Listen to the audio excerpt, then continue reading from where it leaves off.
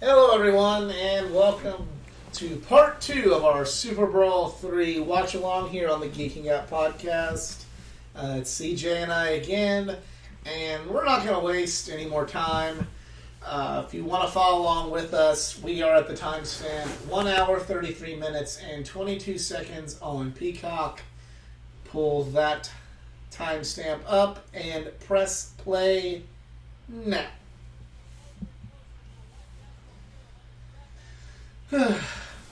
Oh, Tony and Jesse.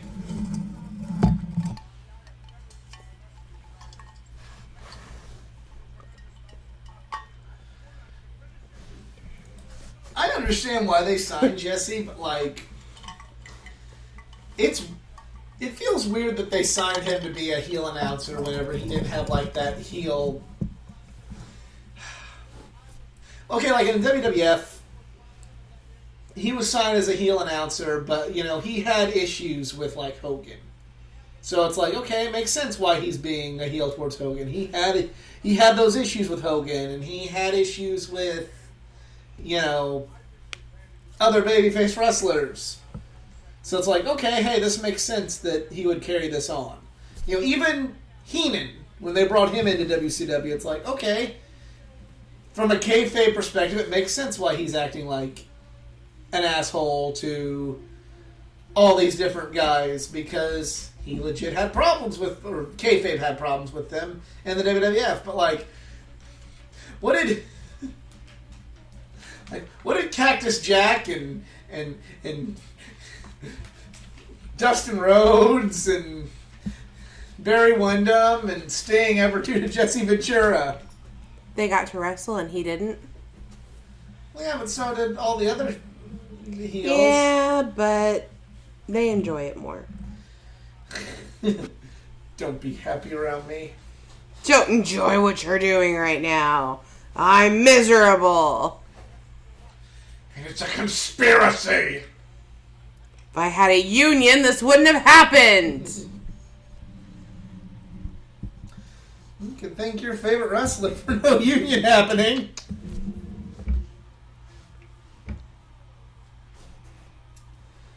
Look at that. Look at that little chipper. Look at that young chap there.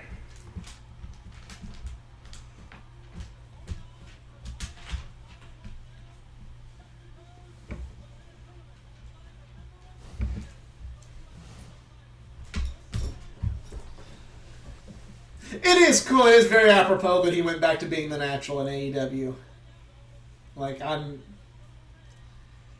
It's, as, much as Goldust, made his career, and made him a superstar, a worldwide superstar. Much like a lot of things in AEW, it's isn't it nice they went back to that thing they were? You know what I mean?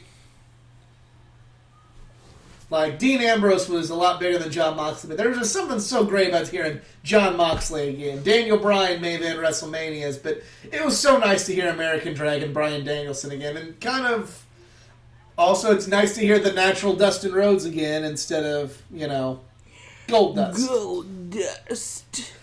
Even though he left many aspects of that character, the original part of that character, in the past. And if you give him a Goldust item to sign, he will still sign it Goldust in gold pen. So, kudos there.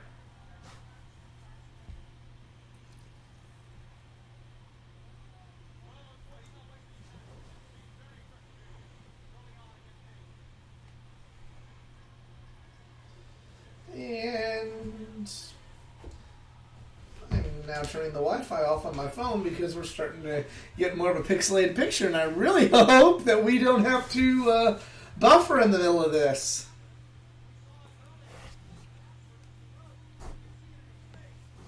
Max Payne's somebody I haven't really seen a whole lot of, except for when I went back and watched all the Raws in 1995. I know I'm a glutton for punishment there.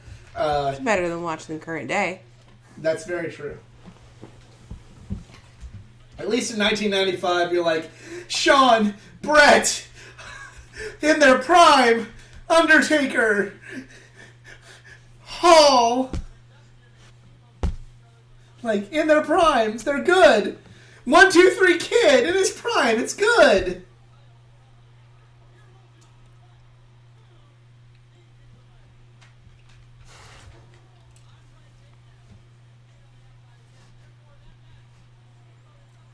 But yeah, I've only really seen Max Payne as Man Mountain Rock. Then, whenever I went back and watched that, I could not really hip on the career of Max Payne. It really looks like he's wearing like a bad rock star wig.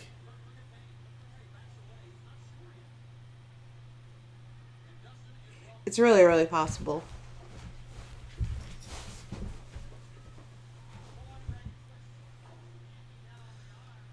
Like,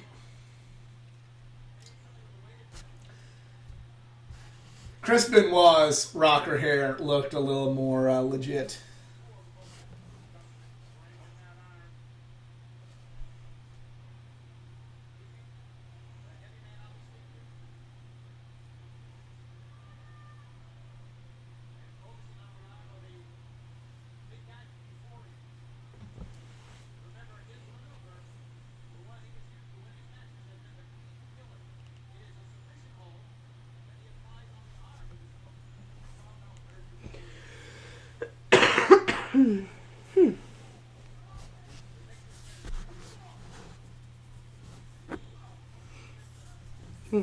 Makes your hair stand up. Makes his hair stand up. That wasn't bad. Just didn't look like he got all of it on the when he had to sell the arm drag there. We got a little clunky in the ropes there. Yeah.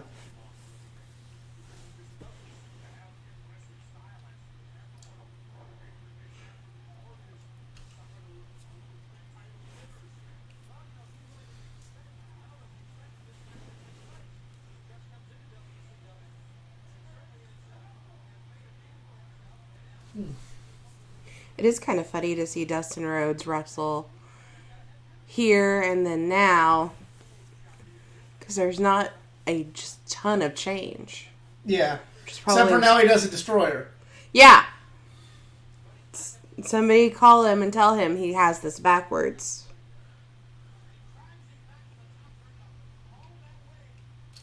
Like, even the ref has a mullet. Yeah. And it's a really good mullet. Oh! Every time I see Dustin now, I think of when I met him, and as I was leaving, he told me to be good. Like he was a dad. Like he was my dad. Like, be good now. Okay. You know.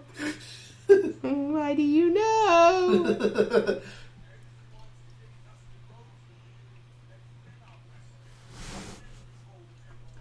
I think of that, and geez, look at all those empty seats, though, now they're paying out to watch it. That's bad. Yeah. Like, nowadays, you know, they'd say, like, hey, why don't y'all come down a little bit? Like, we were at a Ring of Honor show. Now, we bought general admission tickets to this ROH show, and it did not sell out. And this is when ROH was hot. Like, this was with the Elite and all that stuff going on, and it just did not sell well. And we had general admission tickets, and then we ended up saying, like, hey, why don't we just, hey, if you guys want to move up and fill in these seats, that, for the camera, that'd be great. And we ended up getting, like, third row seats out of that for general admission price, which was cool, but still like, oh, hey,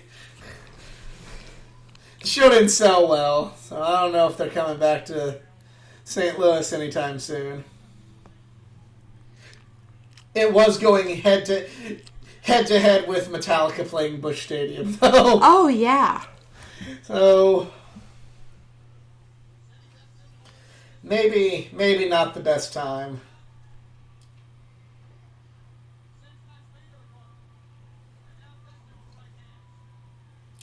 Nope.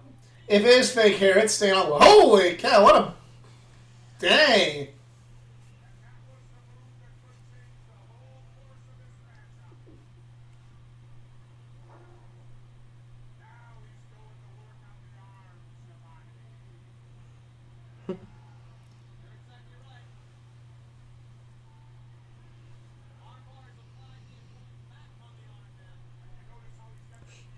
going into some rest holds. Because he is tired.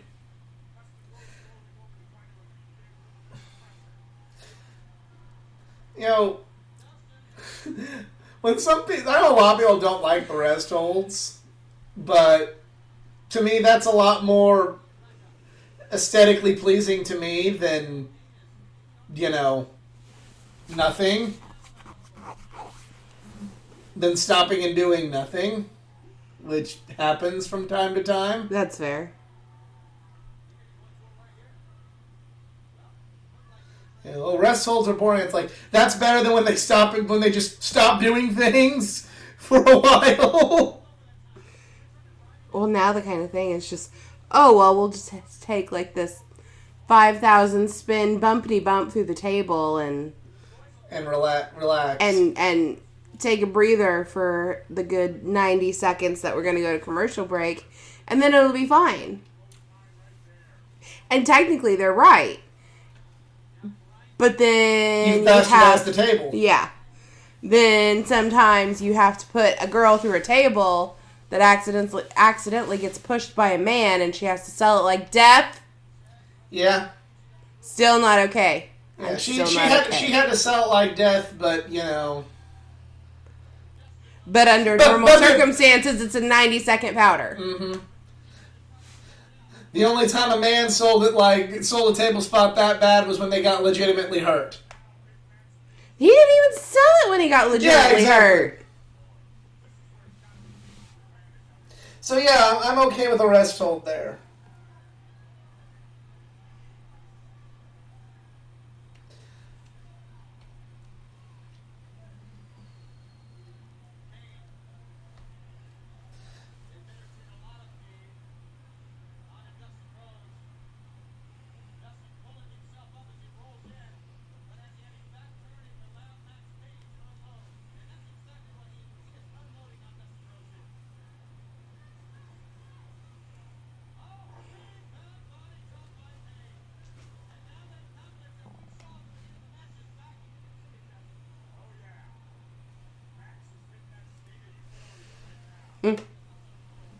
State of euphoria. He's hit that state of euphoria. That's where he's from. I got you. I'm trying to like this match, and Dustin is really, really trying hard. I mean, I know there's a lot of people that think it's also cool to hate on Dustin. Now. But, again, I still think it's better for Dustin to slow it down and wrestle Max Payne style than for him to expect Max to keep up with him and then it just be a big clusterfuck of bullshit. Well, you speed up a guy like that into doing something he's not comfortable with doing in the first place, somebody's getting hurt. Yeah. Somebody's either getting hurt or,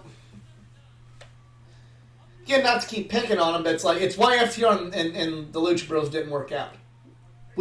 Nobody wanted to, one couldn't go fast enough and wrestle the other person's style, so rather than take their style down, they didn't do that, But then there's also people that think they can wrestle a fast-paced style, and then they can't, and then it just ends up being an even bigger cluster when you think you can go at that pace. So I'd say Dustin's wrestling rather safely right now. Because my example for that would be, a recent example would be when Swan versus Omega. Yeah. Because you could tell Rich Swann said, oh, yeah, whatever do you want to do, Kenny? We got this. I can get this. And then halfway through that match, Kenny's like, okay. And to Kenny's credit, he adjusted, but it was not after it was already been irreparably damaged. So, again, rather than having that happen, Dustin just kind of went, hey, we gotta slow. Because, and a DQ. And that's how they protect the big man without having him win the title either. I'd say Dustin would have so much better matches with Austin. Stunning Steve.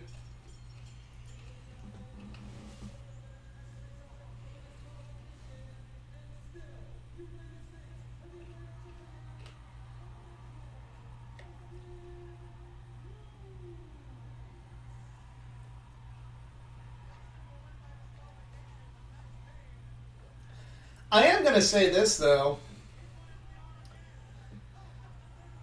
I think Dustin's best work came in AEW.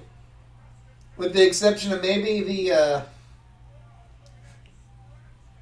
like, if I were to put together my top 10 favorite Dustin Rhodes / Goldust matches, yeah, a couple Stunning Steve matches would be on there, and probably the Backlot Brawl with Piper. Mm-hmm.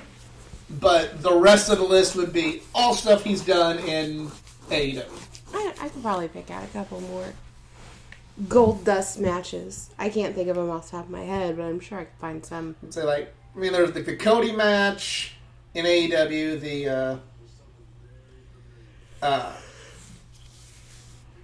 the Danielson match just recently.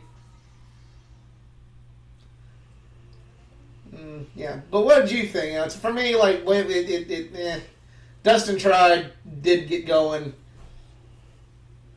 It didn't really catch for me. Yeah, it was not the best. Not the best outing of the Natural, but he did the best with what he had. But you could also, I guess, play a little devil's advocate. Could argue that if Dustin's as good as we say he is, that match should have been better. You know, I'll play that devil's advocate right now. You know.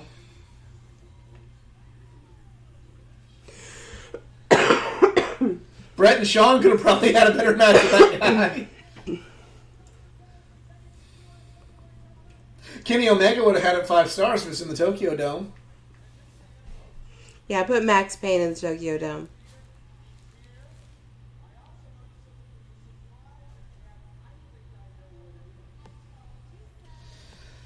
Oh, Lord.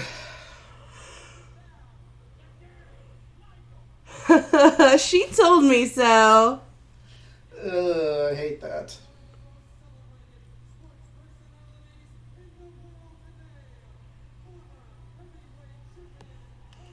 And here we go.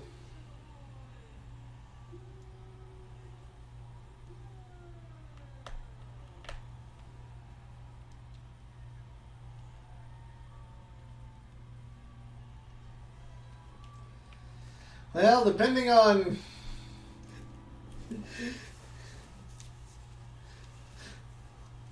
For some people listening to this right now and watching along, this is probably the second most uncomfortable moment of the whole evening.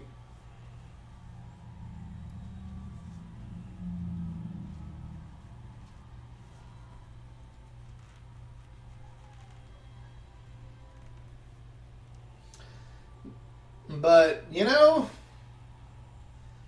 looking at all those signs and listening to all that, like, you can tell this fan base appreciated Flair a lot more than the WWF fan base did. 100%.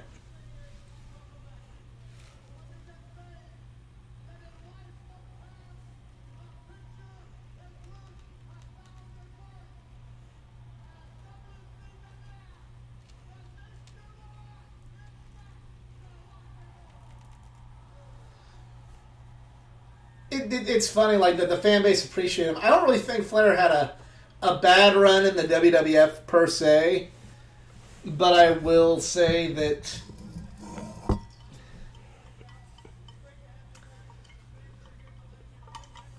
who Ric Flair was did not translate to the WWF at that time. Ric Flair talking about, you know, living the lifestyle he actually lived, and on that programming does not fly. No. You know, not family, and without if they changed up his character too much, then it's really not going to fly. Same thing, like, I didn't like the polka dots, but I will give them credits. Like, they needed something because Common Man Dusty was not going to fly in the Oh, gee, Barry Windham's the challenger in this match, huh? I know Muta was a former NWA champion, but I did not know that he was the champion going into this match. That's interesting. But, like, Polka Dot Dusty, yeah, I'm not going to say that was great, but NWA Dusty wasn't going to fly in 1989, 1990 WWF when you have gimmicks upon gimmicks. And they were over. And they were being successful.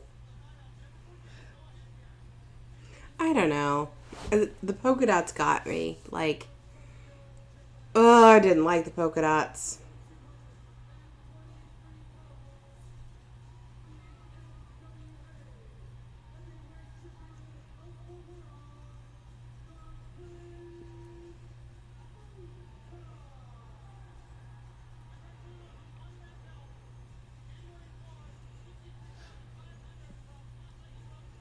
Okay.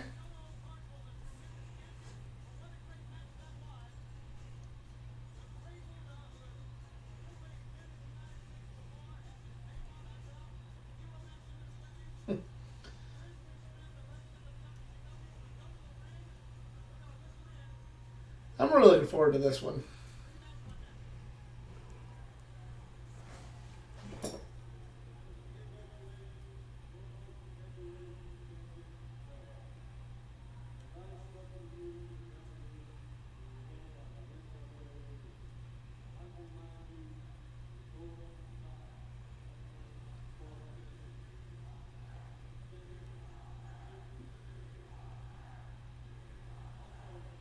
Crowd chattering. Crowd chattering, we want Flair.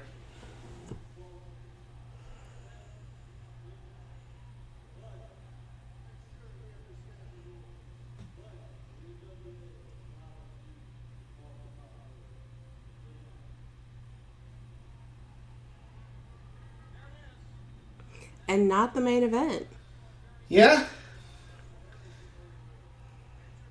Once again, Sting getting the main event over the title.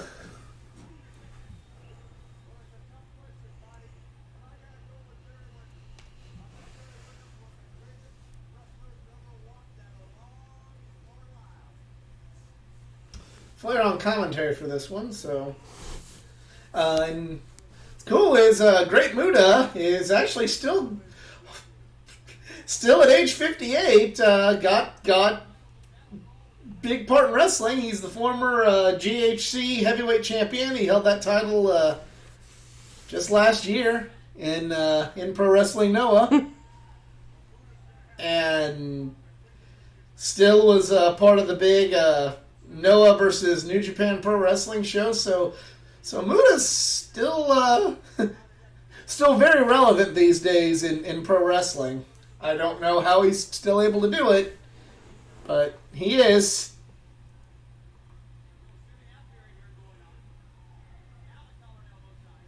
Well, to be fair, Ric Flair would also still be wrestling if he could. If he had his option. Yeah. Although one would be, one's obviously a lot better doing it now than the other, but. How old was Flair when he retired?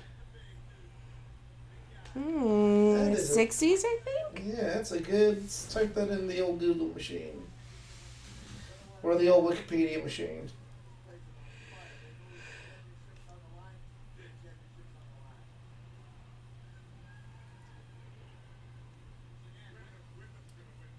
It's 1949, so you're trying 2008, so... He's 59. Really? So, okay, well.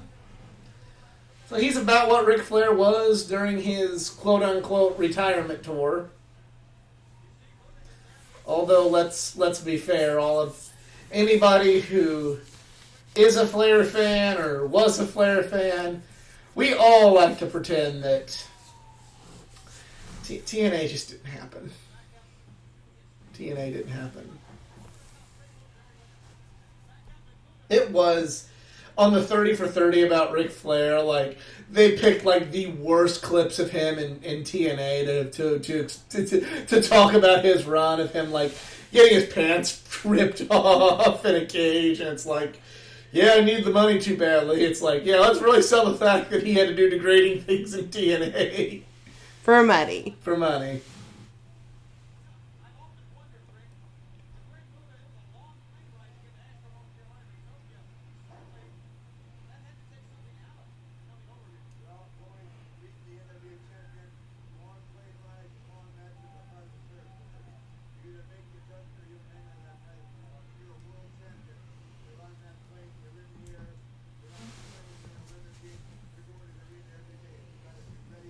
Apologize for lack of talking, but I'm really invested in this match right now.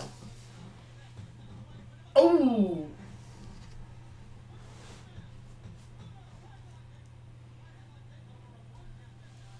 It's a lot easier to go off on tangents and rant about things on the... slow and methodical and... Well, I was going to say, what's the undercard? And you have, like, what's the undercard or somebody that committed a heinous crime is participating in the match. It's a lot easier than whenever, like, two people... Like, you know, I just feel like, oh, hey, you know somebody who I don't care for? That's Ray Phoenix Fowler.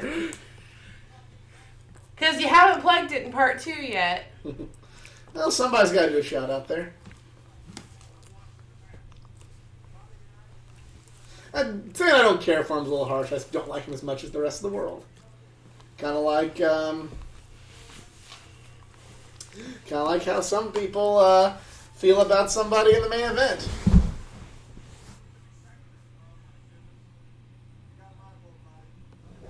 Yeah? That's different. That's not a personal vendetta or a vendetta against his style. I just don't think that he needs to come out and open his mouth and say nothing for 12 weeks and get paid for it. Nor do I think he needs to be pushed in the manner that he is, because he is too old and too hurt to actually win a title. He needs to be used to put more people over.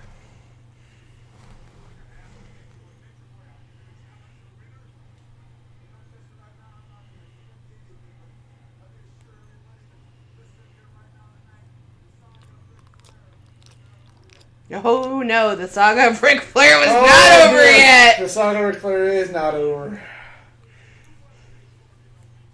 You know, and this is before the really big, impactful new things, quote unquote, Air Bunny's new things came to light. Yeah.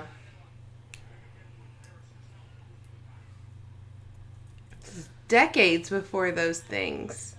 So, just imagine why all those cops were around that limousine. Oh dear.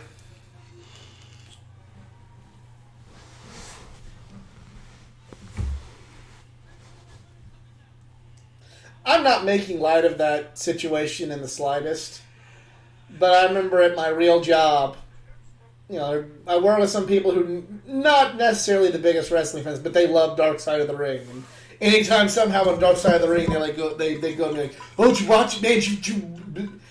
Like, because I'm like the wrestling guy at my real job, and I went and I was in the break room and I was talking to somebody and I said like, oh, did you watch Dark Side of the Ring last night? And he's like, no, it's on DVR. I'm gonna catch when I get off work. And I go like, well, Ric Flair, man. He's like, let me guess, he got his dick out. First thing he is like, let me guess, he got his dick out. I'm like, oh God, dude, like, yeah, I'm not surprised. Nobody was surprised. I'm not, except for all the people that were shocked and surprised.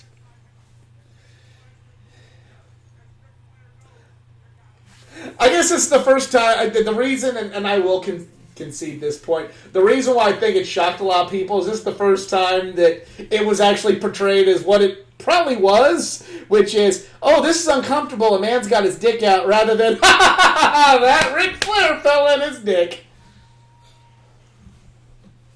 Because that's usually what it was. You'd hear all these stories about, oh, geez, that Ric Flair, him and his penis. him and his robe and nothing else. But there was a fucking cartoon on WWE about him. It's true. Yeah. Now look at me, I get my penis out, and then I told them to rip the rubies out, and look at me, I'm Ric Flair. That's the first time where actually somebody's like, yeah, that made me uncomfortable. And like, I bet you there's a lot of people that were uncomfortable with having Ric Flair's penis around them.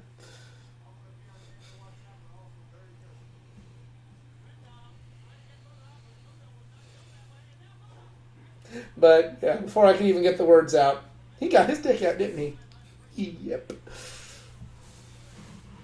God, I love that elbow drop from Muda. And he still does it so well.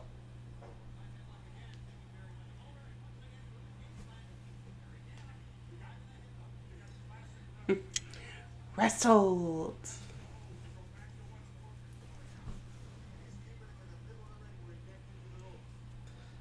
I didn't like a whole lot from the Madison Square Garden show that I got to go to with ROH and New Japan. But seeing Great Muta do one of those elbow drops in person was really, really cool. And don't recall a moonsault, but a moonsault, but I do recall an elbow drop.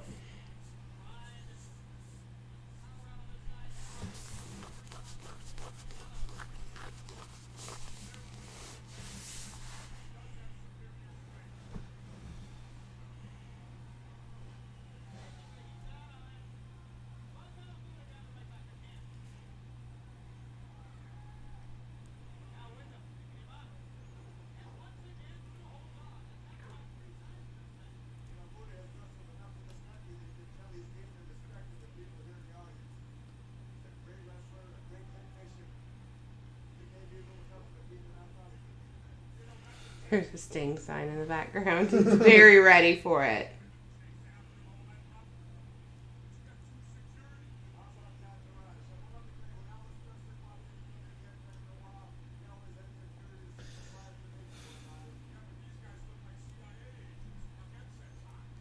It's a conspiracy, Flair!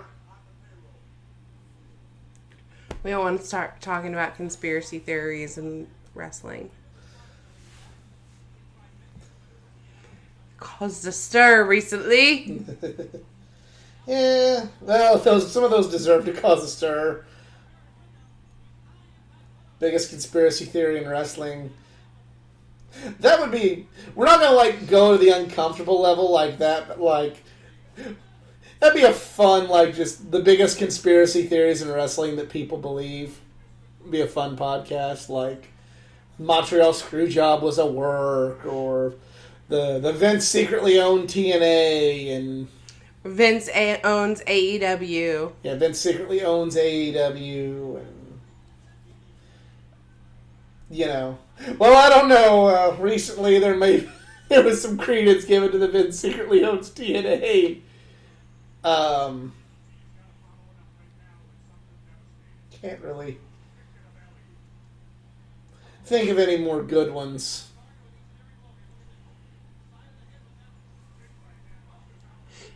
Austin faked his neck injury to take time off of work. Yeah. That was a good one. Less like a whole conspiracy theory, more like a person, but... Yeah. That was a good one. Yeah.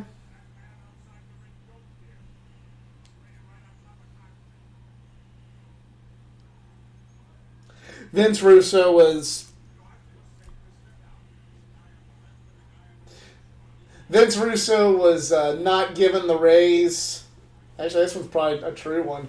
Vince Russo was not given the money that he felt he needed by Vince because Vince knew he would go to WCW, and without Vince as a filter, Russo would suck and kill WCW.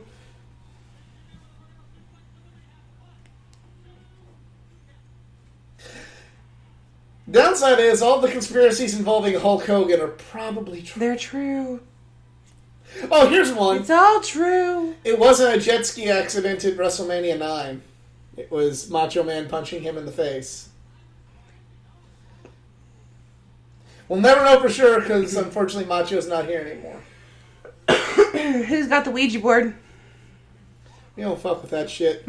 We do not fuck with that shit.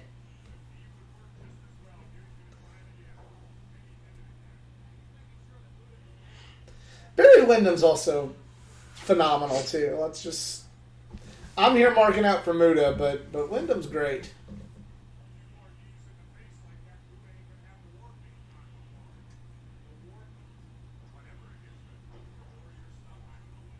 That Ninja Warrior stuff. I ain't from Japan. He's a heel because that's racist.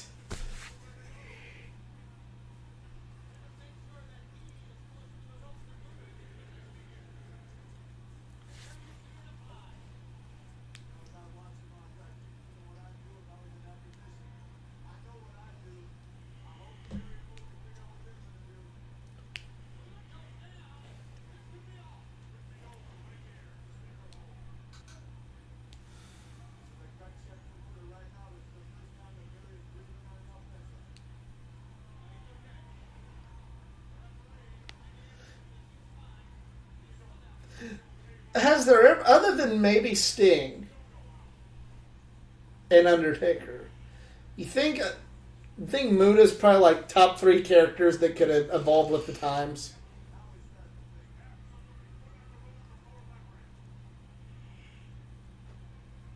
Like through all the time? Yeah, like be able to keep the same character essentially, but just adjust.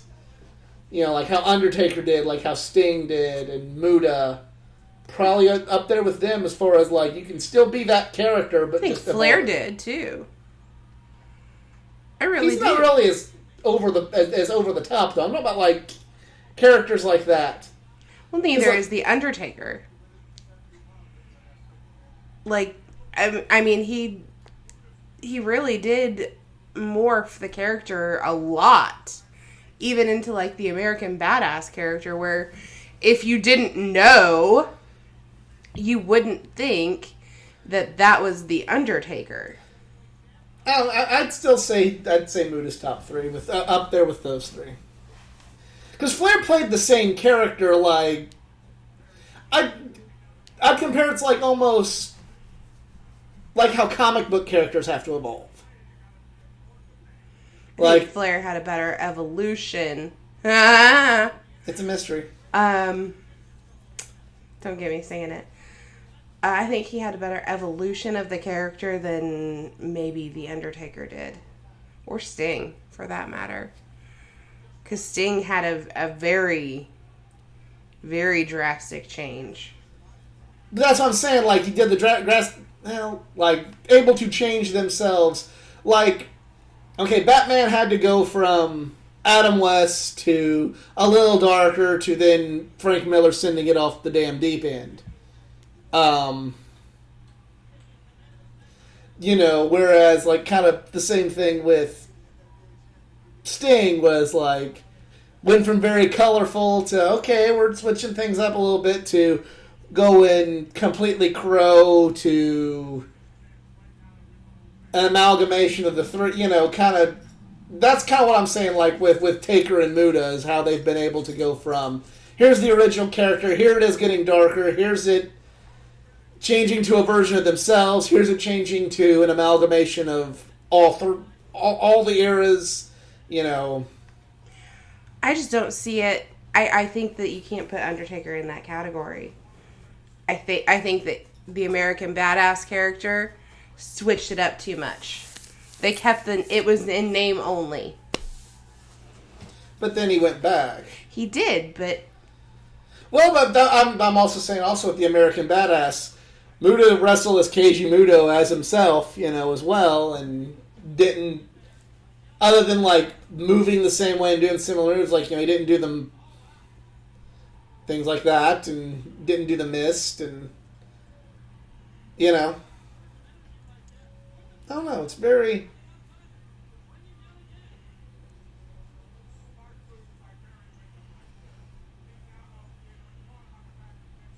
And stick Flair on top of that list then. Because he didn't have to really... I mean, he changed it, but he didn't drastically change it. He morphed it. How? he was the same guy, and I don't know. I kind of. He didn't have us over the top of a character, though. He was basically playing himself with the volume turned way up. That's what you got to do. Some people do. I really don't think, other characters lend the... I really don't think that... Really don't think if Keiji Muto was just Keiji Muto the whole time, we'd be, like, holding him in reverence like he did being Muta. I really don't think, if we... just had... Jushin Liger playing the same character he did as a young boy, I don't think he would have the longevity that he did.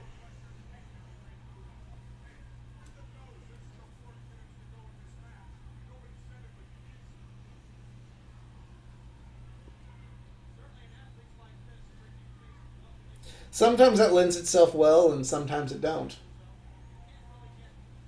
Hell, if The Undertaker would have just been American Badass out the gate, no one would have liked him. He had to change things up and be a character to get over. Well, and that's kind of based on the time frame he came in. Because if that first Undertaker came in 2000... Yeah, it wouldn't have been... It's a hokum. Yeah. And if that character had come in 1984... No, 84 maybe. It wouldn't have, but it wouldn't have been holy crap. But 84 would have, it would have been. You hit the right time in the Satanic Panic, and you have got people up in arms, crazy, freaking out. Again, kind of talk about.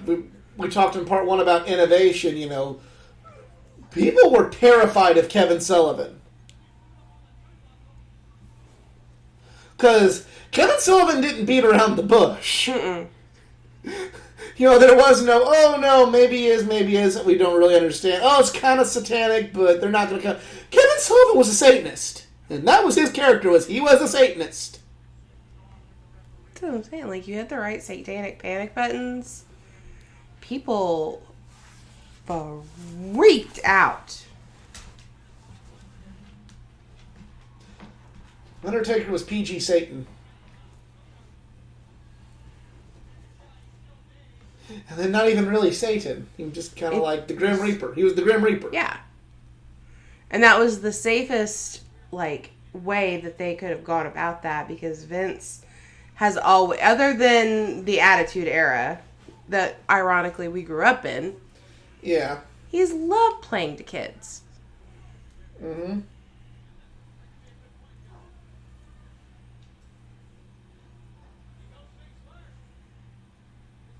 Oh.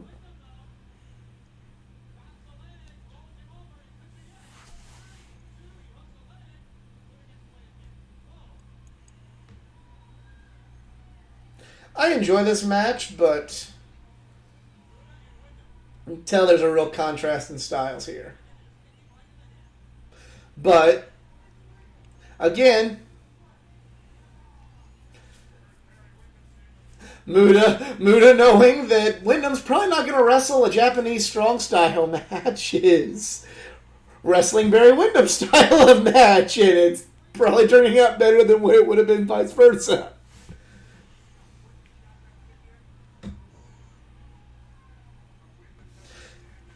I am wondering now, with Wyndham yelling at the official like this, who the babyface and the heel is, because early 90s and American versus foreigner, quote unquote, usually we know who the babyface is, but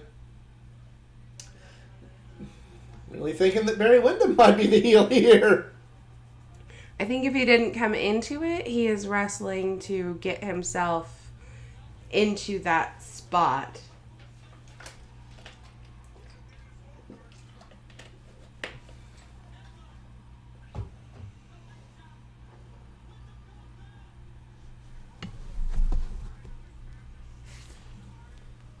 There we go. I think maybe he'll be picking it up a little bit.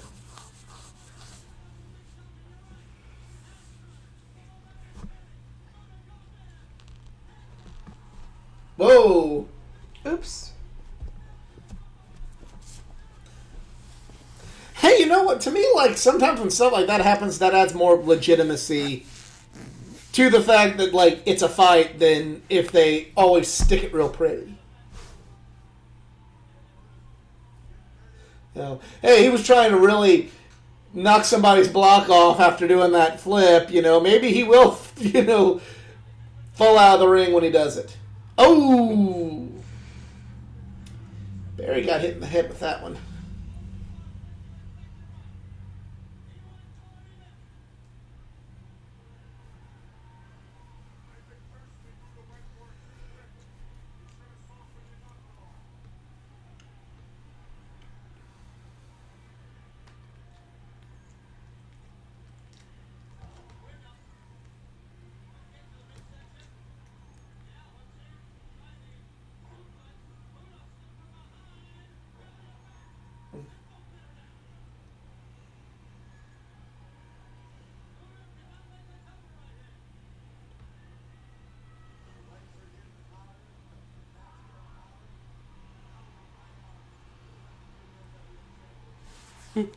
The mat's getting hotter. Rick is uncomfortable in his tie. Take it home, boys. Here we go. Oh!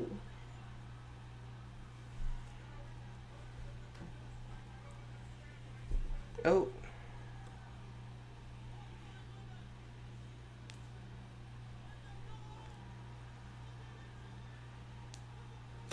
Look at that ref just jump. Damn, oh, damn it. I wanted Muda to win. But still, good for Barry Windham.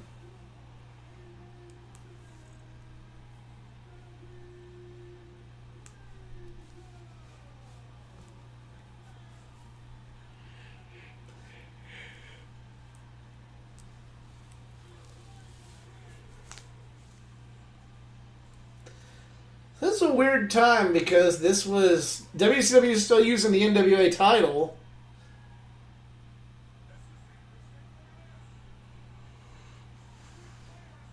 So they hadn't started the WCW title yet. But it is kind of the WCW title. Yeah, but I mean I know they had their own title for a while, but like they were using.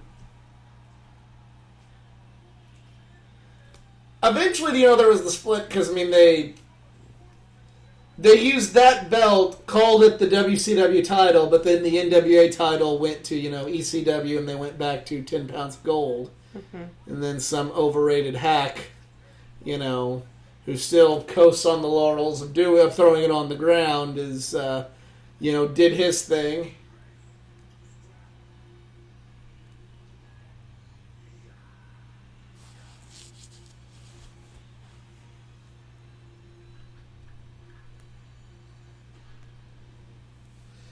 And then it blew up. And the match is over and we're done. Yeah. Still waiting on the cheeseburgers. Cheeseburgers. White Castle. Strap match. You know, I'm kind of don't have an appetite for those anymore. So what did you think of Muda and Wyndham? Oh, that was a good match. I'd say probably best match, you know, that hasn't involved anybody that has done anything that at least we know of being heinous. Here's so many asterisk. Above nothing, we just saw an advertisement that would be like the combination of Michael Scarn, Burt Macklin FBI, and MacGruber, and I would watch that crossover like no other. Someone please make that happen. I would watch that before I want to watch the three of these guys together.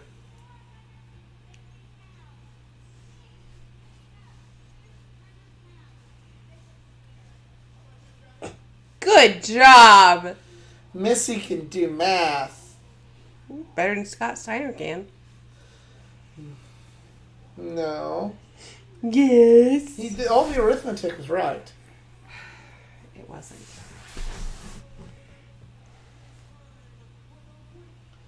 The numbers don't lie.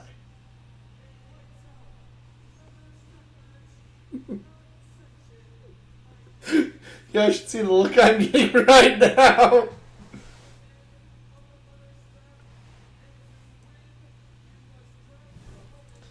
So here's our main event. They played the clips of all the stuff that happened.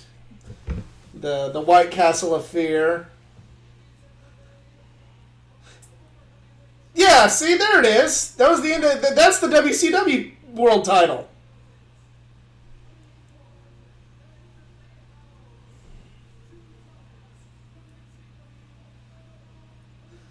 So guess they're just promoting both belts. Just doing both. It's fine. Kind of like WWE did, you know. Got the WWE title and the world title. This is as much... Like, I've read a lot of books on this. This is just something, I guess, if I wasn't alive at this time, I don't get how they were doing... Promoting both the NWA title and had their own WCW title, too. Like, I don't understand.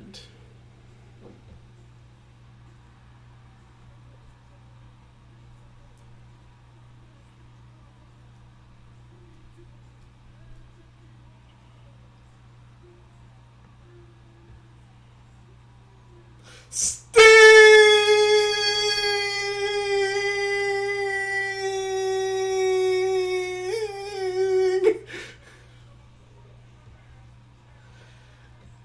And I do that every Wednesday to annoy somebody. He does it a lot more than every Wednesday.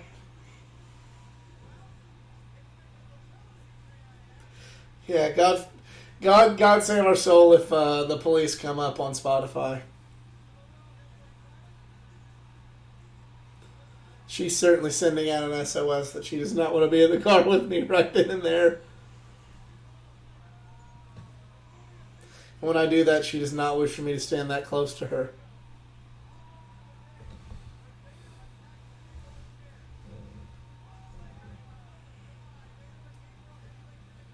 Ejectocito, cuz.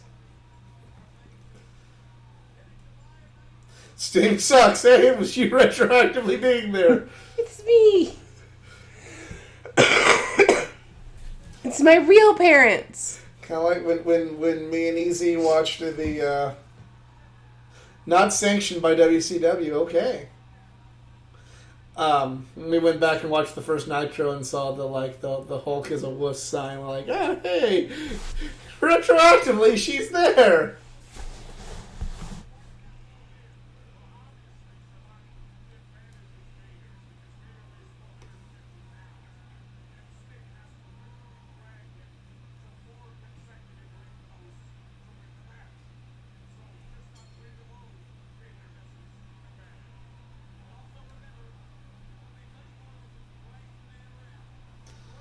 Alright, so here's the White Castle of Fear strap match, non-title, non-sanctioned by WCW. No cheeseburgers.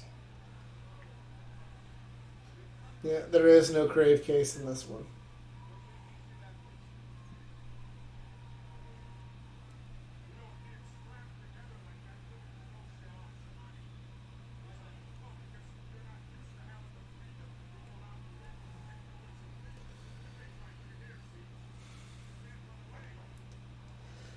You know, everybody, and rightfully so, mind you, mocks the,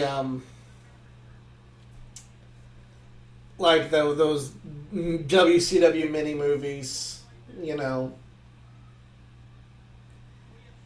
the White Castle of Fear and all that good stuff, but, you know, you mock those, but then in 2016, Matt Hardy, granted a lot more polished with a lot more lore behind it, so does it, and it sets a new standard for wrestling. Especially when we went into COVID. Like, having cinematic matches saved the bacon of a lot of otherwise underwhelming things in wrestling.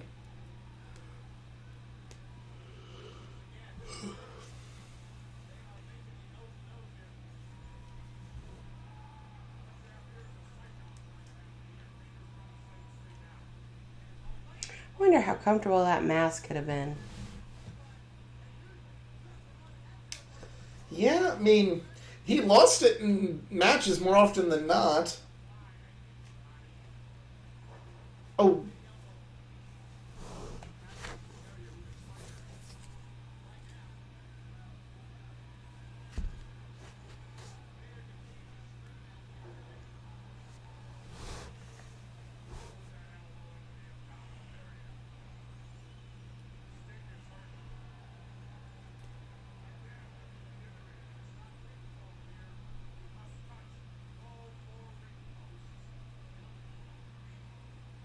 Okay, here we go.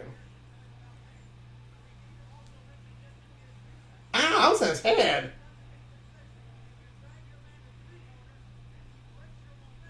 I don't think Vader was known for being feather soft.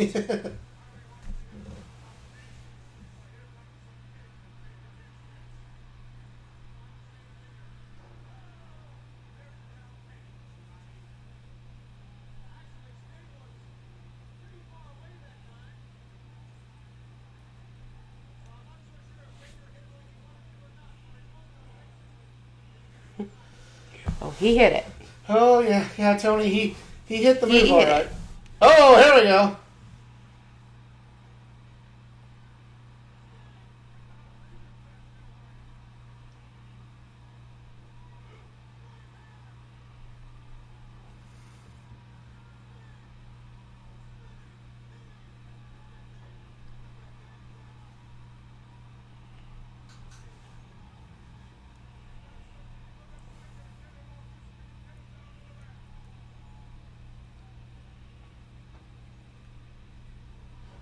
Oh, really cool kick from Sting there.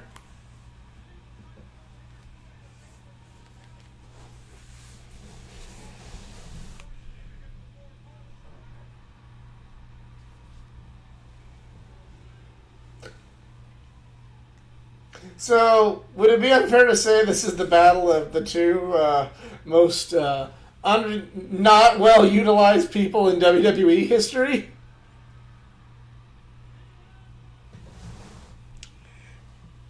The argument could be made.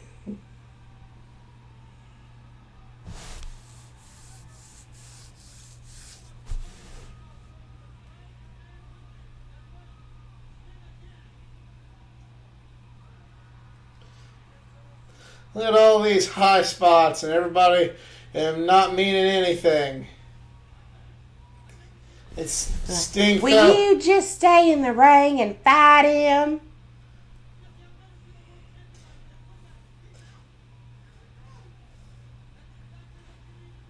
Killing the business, old Sting and Vader are.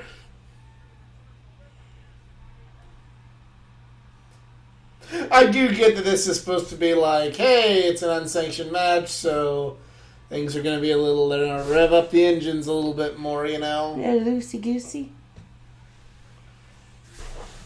I love the old lady there on the right. Get him! You gotta love when you see the old, like, at every independent show. Like, okay, maybe not the St. Louis ones, but the Anna, Fight Underground, and Stride, and, maybe like the SICW. And, What? No, she was there.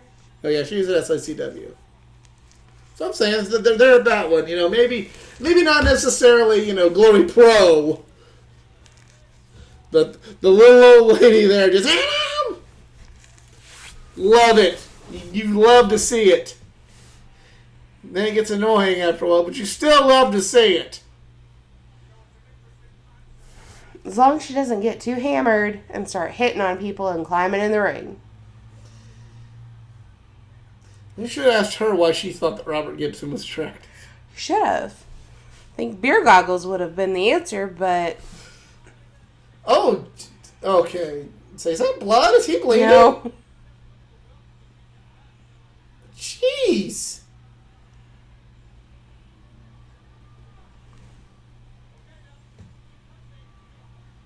Jeez.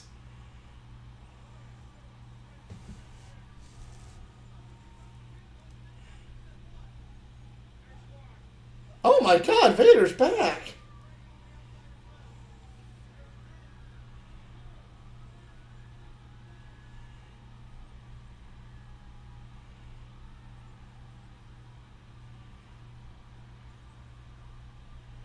Nope.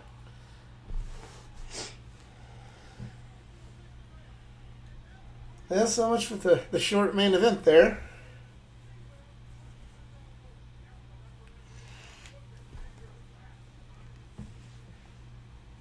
Now he's bleeding. Oh my god.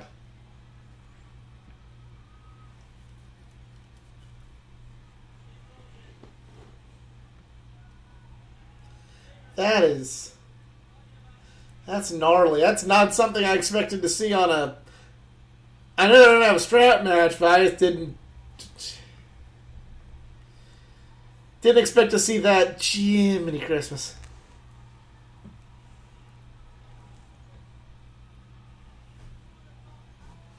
Didn't expect to see that on a 1993 wrestling show. Because in the other company, they're fixing to have the WrestleMania at Caesar's Palace. Mm-hmm. Within just a couple months. At least the singles champions were good at that time. Hell, even the tag team champions were good, except for the fact they were getting ready to wrestle Hogan and Beefcake at WrestleMania.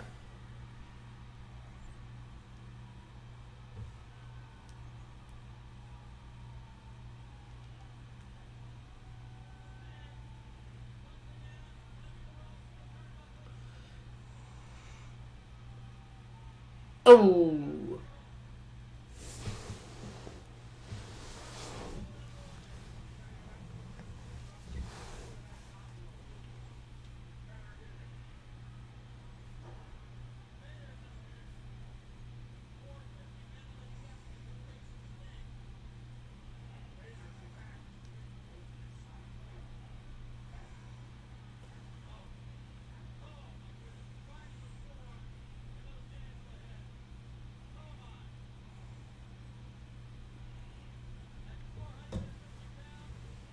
They really like to tell you how fat he is.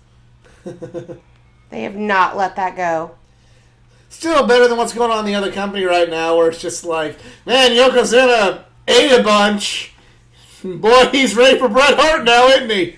Hey, he's got to have a rice break.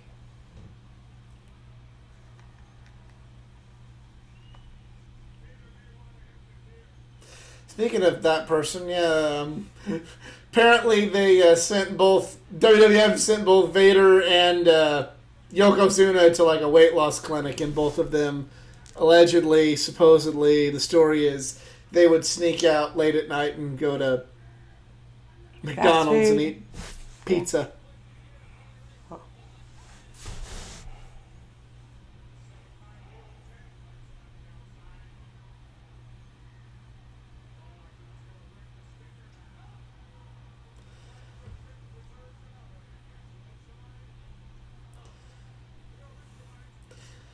Still, yet to see Sting's back get as bad as Vader's. Jeez. Oh.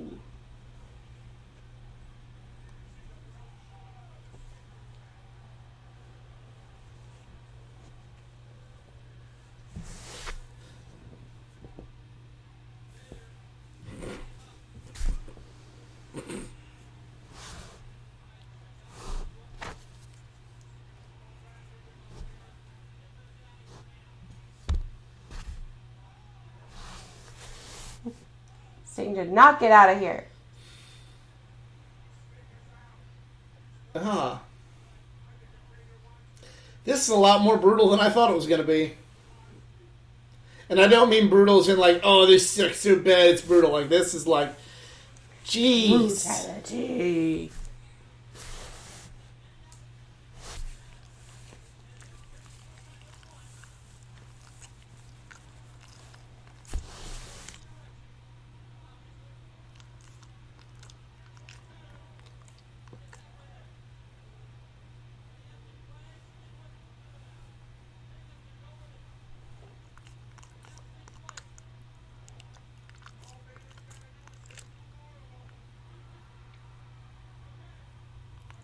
So what determines if the momentum's been broken? Couldn't he just touch that now and be like, 3, 4, It'll tell you win. the next thing he touches.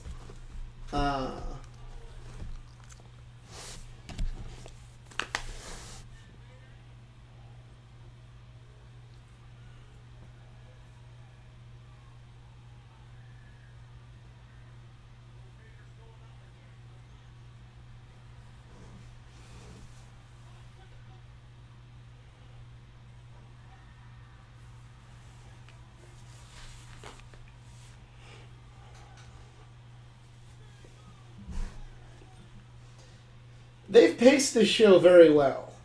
Yeah. To where their crowd has a lot of energy for their main event. That's, maybe not so much AEW. That's not at all AEW. Yeah, no, not so much AEW, but like, we're not going to mention names. It's very WWE thing to do, except they never get a really good main event to where you use your energy. Yeah, exactly. It's a very big problem on the independents, and we're not going to mention names. Because I know people from a lot of the groups we go to listen to this, but there's one promotion in particular that could do to learn how to pace a show. Yeah. Because they've had some good main events that I can't get excited for, because I'm like, well, I've seen a lot of crazy shit already, and I'm tired. Oh, he did that move with that. I seen that earlier in the show. Not everybody has to be on your card. Not everyone has to have a 25-minute banger. And if you're going to do a hardcore or a death match, space them out.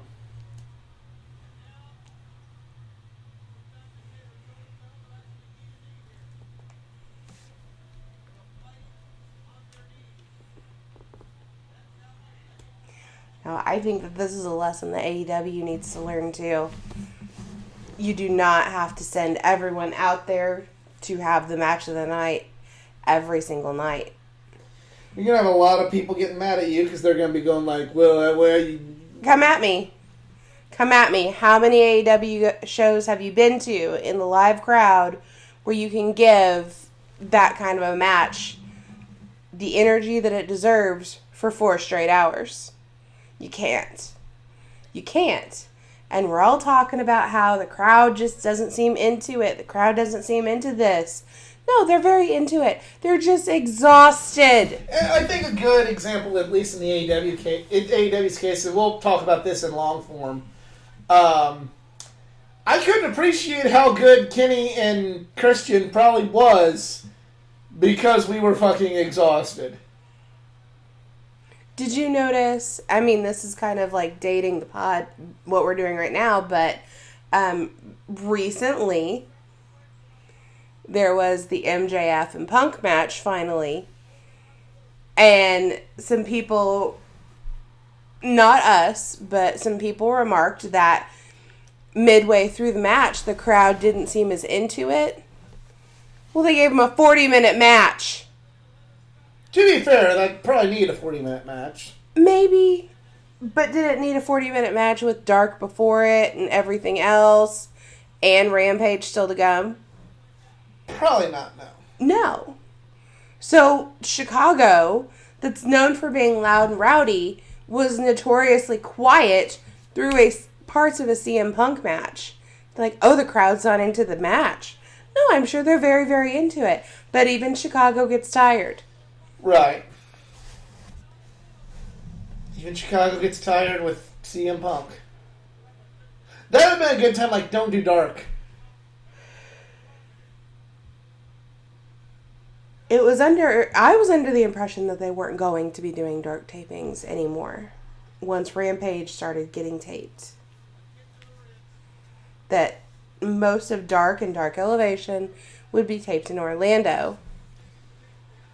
Yeah, I don't know. Oh!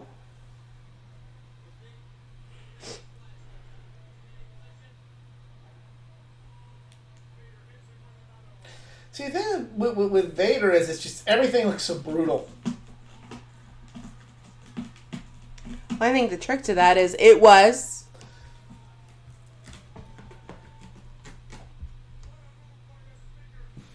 Back to the perch.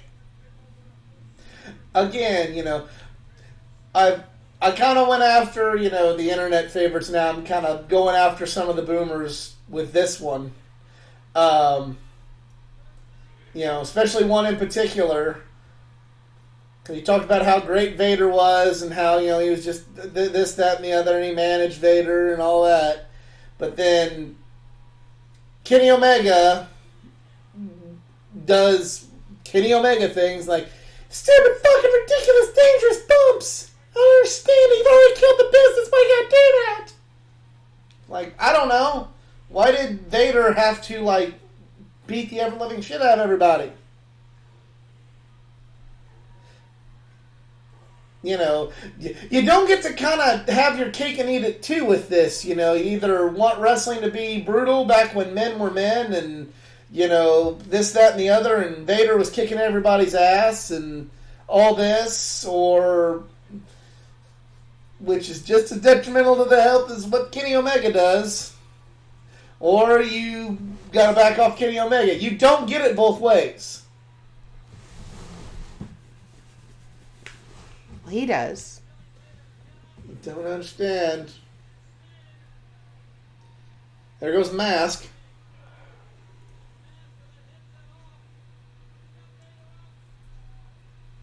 There goes the ref. Fucking Nick Patrick.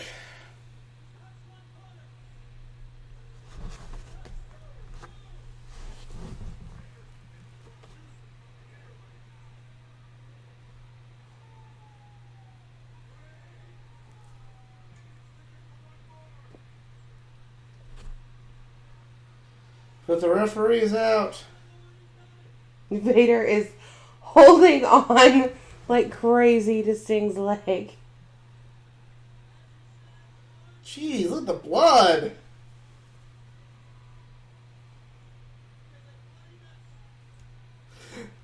Have I seen worse blood? Absolutely. I just did not expect to see that sort of blood here. In a match that is stereotyped being just awful because of the pre-match movie that went with it.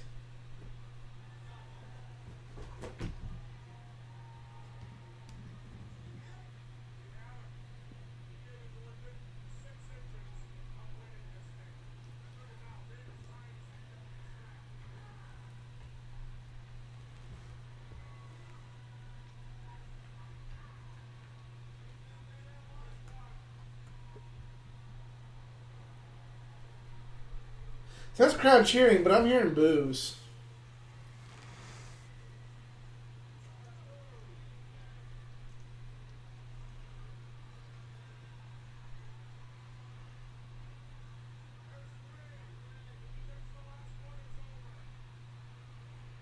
Good job, Jesse.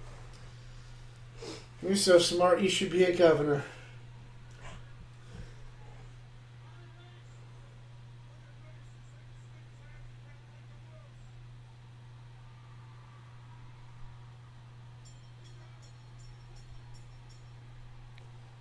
Well, what the fuck?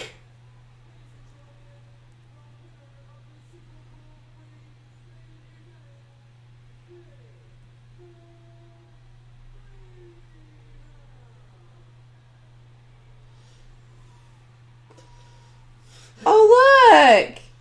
Mr. Babyface is attacking after the match is over. Sore loser Sting here, am I right, guys? I'm sorry, your Hogan is showing. Oh yeah, the last one we did was even worse with Hulk Hogan talking about how the pre-match promo that you didn't watch and I had to sit through a little bit of talked about how Jack Tunney just screwed it up for him, and then he's like, yeah, you cheated to beat The Undertaker. Yeah, it is. That whole thing is Hogan at his cuntiness. All right, well, we've got more talking from my three least favorite people right now.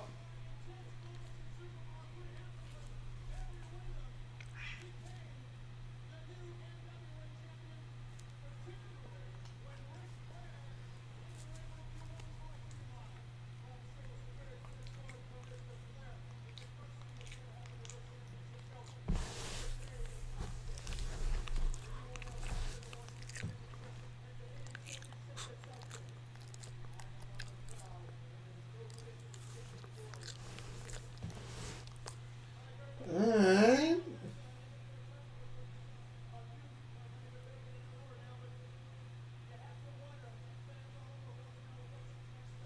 So what did you think of that match?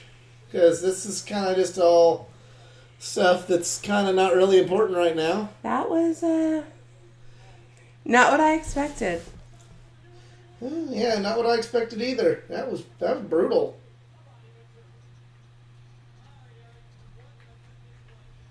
We want funk. There are two things. Let me put a sign down. Damn it. All right, so match of the night. What are you going with? What is the CJ match of the night? I'm going to say Wyndham and Muda. Say Wyndham and Muda. I want to go Wyndham and Muda too. I would definitely. I would maybe have put the main event as the match of the night had it not been for the finish. I get what they were doing, but was still kind of a. If it's a non-title match, just let the babyface go over in the fluke. Yeah. Send the crowd home happy. Let Sting win. Vader keeps the belt. Let Vader do the beatdown. Do that same finish, but with Sting just barely getting it. Get the beatdown.